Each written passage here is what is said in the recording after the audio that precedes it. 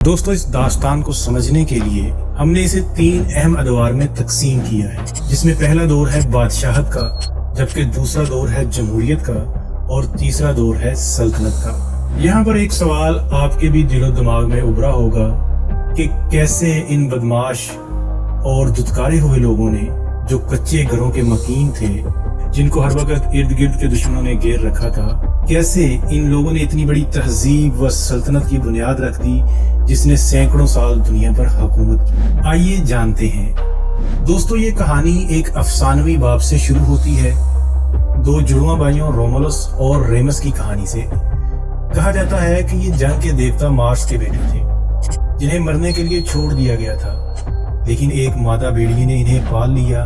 बड़े होकर इन्होंने एक शहर बसाया, मगर बाहमी लड़ाई में रोमुलस ने अपने भाई को कत्ल कर दिया और शहर का नाम अपने नाम पर रखा, रोम।